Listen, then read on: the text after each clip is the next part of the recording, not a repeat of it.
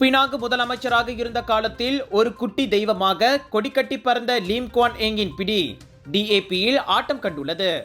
March 16 நடக்கும் DAP மத்திய செயலவை தேர்தலில் நடப்பு தலைமைத்துவம் குவான் எங்கை ஓரம் கட்டும் முயற்சிகளில் ஈடுபட்டுள்ளதாக குற்றச்சாட்டுகள் எழுந்துள்ளன. குவான் எங் மீண்டும் தேசிய தலைவராவதை தடுத்து புதியவரை அப்பதவிக்கு கொண்டுவர முயற்சிகள் நடப்பதாக கட்சி வட்டாரத்தில் பரவலாக பேசப்படுகிறது. கட்சி தலைமைத்துவ பதவிகளில் தனது சகோதரி லீம் ஹுய் இங்கை கொண்டு வந்து லீம் குடும்ப அரசியல் வம்சத்தை வளர்க்க பார்க்கிறார் என குவான் எங் மீது குற்றச்சாட்டு பரவியுள்ளது.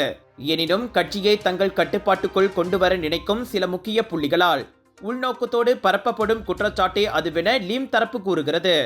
இளைய தலைவர்களை ஊக்குவிக்கிறோம் என்ற போர்வையில் உண்மையில் அது டிஏபி கட்சியில் தற்போது வெடித்துள்ள அதிகார போராட்டத்தை மறைக்கும் செயலாகும் என அரசியல் வட்டாரத்தில் பேச்சும் நிலவுகிறது. 30 மத்திய செயலவை உறுப்பினர்களுக்கான தேர்தலில் 70 பேர் இம்முறை போட்டியிடுகின்றனர். உதவி தலைவர் எம் குலசேகரன் உள்ளிட்ட சில மூத்த தலைவர்கள் இளம் தலைவர்களுக்கு வழிவிட்டு ஒதுங்கிக் கொண்டுள்ளனர். இதையடுத்து டிஏபியின் எதிர்கால திசையை வடிவமைக்கும் சக்தி புதிய தலைமுறை தலைவர்களாக உருவெடுத்துள்ள ஆந்தனி லாக் மற்றும் நாகோர் மிங்கின் கைகளுக்கு சென்றுவிட்டதாக கூறப்படுகிறது.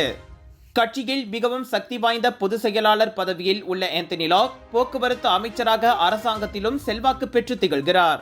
உதவி தலைவராக உள்ள நாகோர் மிங் வீடமைப்பு ஊராட்சித்துறை அமைச்சராக வலம் வருகிறார்.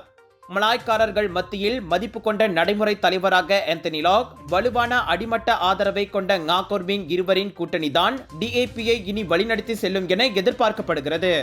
மலாய்க்காரர்கள் அல்லாதவர்களின் குரலாக நீண்ட காலமாக கருதப்படும் டிஏபிக்கு இத்தேர்தல் தலைமைத்துவத்தை பற்றியது மட்டுமல்ல, அதன் எதிர்கால நிலைத்தன்மையை பற்றியது. இது புதிய ரத்தத்தை பாய்ச்சி கட்சியை புதுப்பிக்கும் நடவடிக்கையா அல்லது கட்சிக்காக தங்கள் வாழ்க்கையை அர்ப்பணித்தவர்களை ஒதுக்கி ஒரு புதிய அதிகார மையத்தை அமைக்கும் முயற்சியா என்பதை பொறுத்திருந்துதான் பார்க்க வேண்டும்.